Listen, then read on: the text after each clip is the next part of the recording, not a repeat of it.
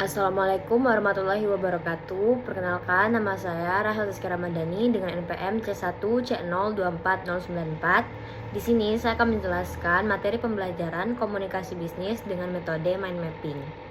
Langsung saja masuk pada bab pertama, yaitu materi lamaran kerja. Pengertian surat lamaran kerja ini sendiri secara umum yaitu surat yang dibuat oleh pelamar kerja atau pencari kerja untuk mengisi lowongan kerja yang ditawarkan, baik dari pihak perseorangan, perusahaan maupun instansi pemerintah. Selanjutnya, mari kita ketahui bagaimana penulisan surat lamaran kerja. Dalam surat lamaran kerja, hal pertama yang dilampirkan yaitu resum atau daftar riwayat hidup. Kedua, yaitu surat keterangan kelakuan baik. Ketiga, yaitu surat keterangan kesehatan.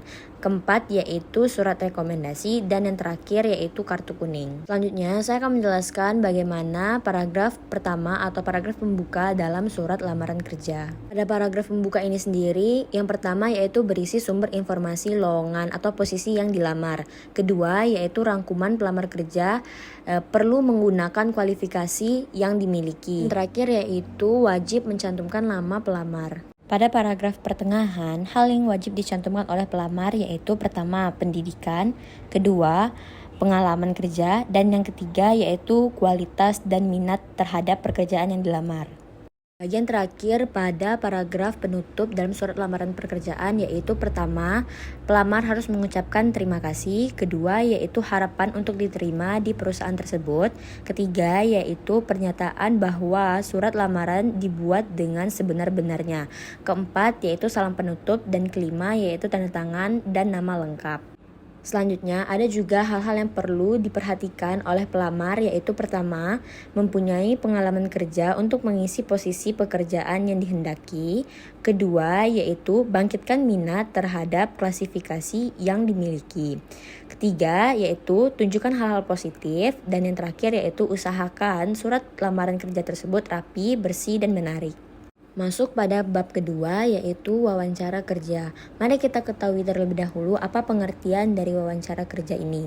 Wawancara kerja ini merupakan tahap penting dalam seleksi calon karyawan yang bertujuan untuk menilai kelayakan pelamar. Nah, pada tahap wawancara kerja ini ada persiapan yang perlu diperhatikan yaitu pertama, mempersiapkan diri dengan baik. Kedua, yaitu datang tepat waktu. Ketiga, berbicara dengan jelas dan percaya diri. Selanjutnya ada pula hal-hal yang sebaiknya dihindari dalam wawancara kerja, yaitu pertama, datang terlambat. Dua, menjawab pertanyaan dengan ragu-ragu. Dan yang terakhir yaitu berbicara hal pekerjaan atau atasan sebelumnya. Kemudian kita juga akan mengetahui apa sebenarnya pertanyaan-pertanyaan penting yang biasanya diajukan saat wawancara kerja, yaitu pertama, pekerjaan yang dilamar.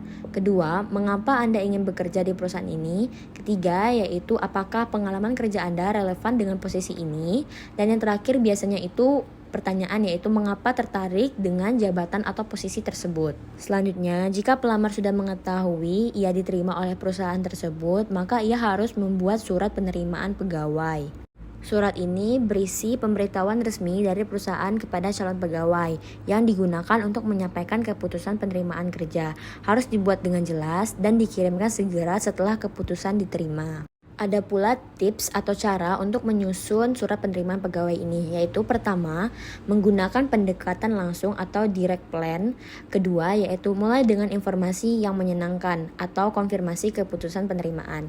Dan yang terakhir yaitu akhiri dengan paragraf penutup yang profesional. Apabila pelamar ingin menolak pekerjaan tersebut dapat dilakukan secara lisan, tetapi lebih baik jika disampaikan dalam bentuk tertulis. Karena surat penolakan kerja dapat bernada positif ataupun negatif. Namun biasanya menggunakan pendekatan tidak langsung ini diawali dengan pernyataan positif atau biasanya netral. Nah, lalu diikuti dengan alasan penolakan dan ditutup dengan ucapan terima kasih. Selanjutnya, pada bab ketiga yaitu dengan materi negosiasi, mari kita ketahui terlebih dahulu apa pengertian dari negosiasi ini sendiri. Negosiasi adalah proses sosial di mana dua pihak atau lebih dengan kepentingan yang berbeda berusaha untuk mencapai kesepakatan yang saling menguntungkan. Fungsi teks negosiasi ini sendiri yaitu bersama-sama keduanya dapat mencapai tujuan mereka. Diskusi yang berhasil dapat memperkuat ikatan antar kedua belah pihak, dan negosiasi dapat digunakan untuk mencegah masalah atau menemukan solusi damai. Adapun ciri-ciri dari teks negosiasi ini sendiri, yaitu pertama, adanya dua belah pihak atau lebih dengan tujuan untuk mencapai kesepakatan terhadap tawar-menawar. Kedua, adanya kompromi. Ketiga, yaitu bahasa. Dan terakhir, yaitu fokus pada kepentingan bersama. Struktur dari teks negosiasi ini terbagi menjadi 5, yaitu pertama, orientasi. Kedua, persetujuan. Ketiga, yaitu pengajuan atau permintaan. Keempat, penawaran. Dan terakhir, yaitu penutup atau kesepakatan. Nah, dalam teks negosiasi ini pula ada kesalahan yang harus dihindari dalam bernegosiasi, yaitu pertama, tidak melakukan persiapan yang matang. Kedua, bersikap terlalu emosional. Ketiga, yaitu fokus pada posisi bukan kepentingan. Dan terakhir, yaitu terlalu cepat menyerah, tidak membangun hubungan. Dan yang terakhir yaitu keterampilan dalam bernegosiasi.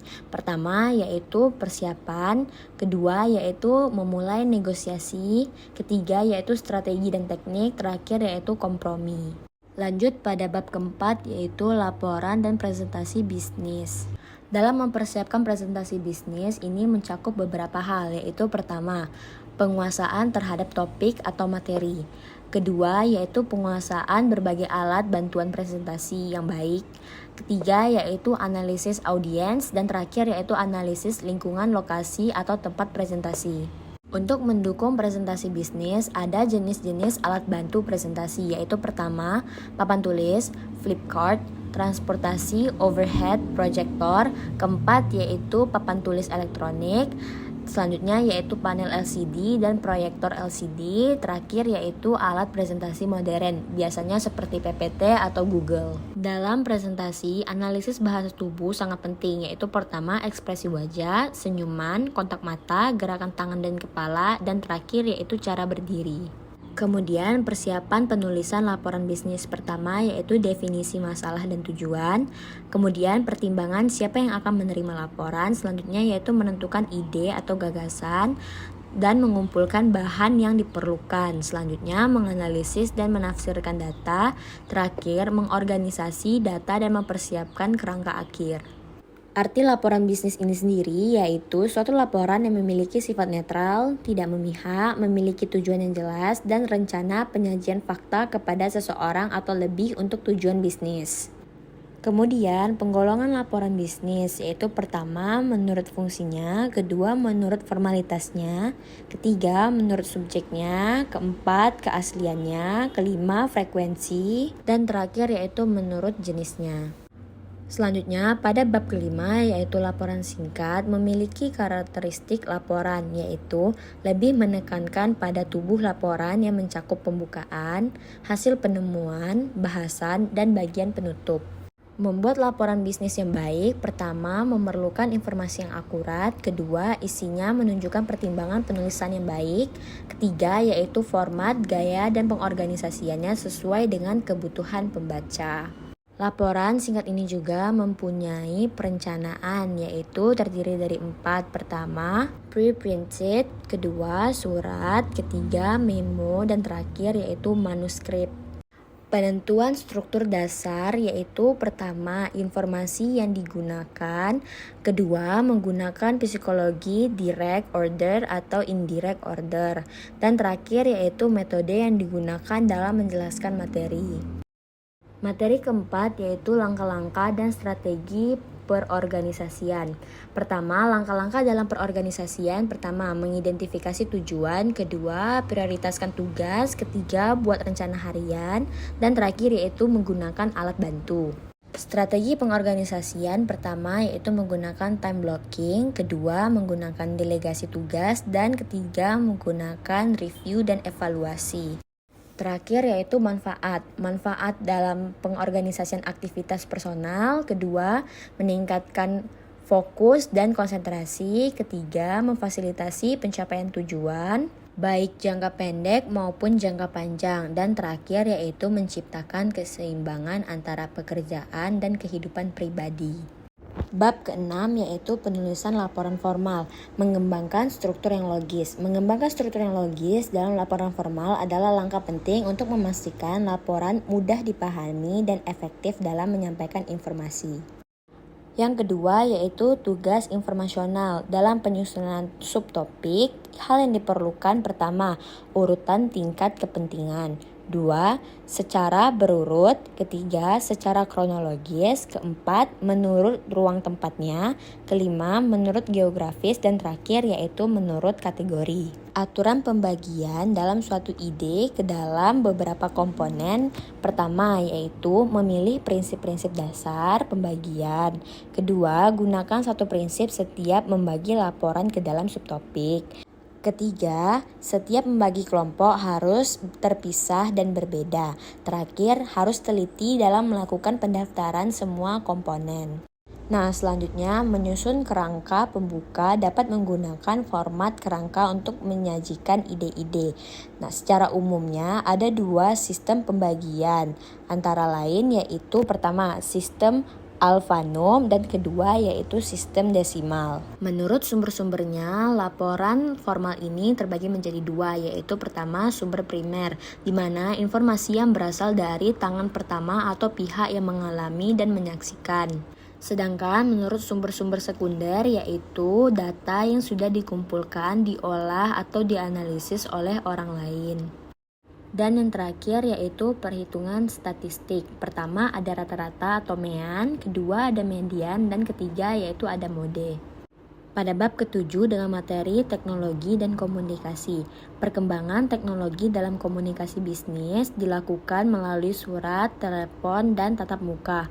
Perkembangan teknologi membawa komunikasi ke arah digital melalui email, video conference, dan media sosial. Komunikasi melalui media teknologi informasi bisa melalui komputer, personal, dan menyimpan data.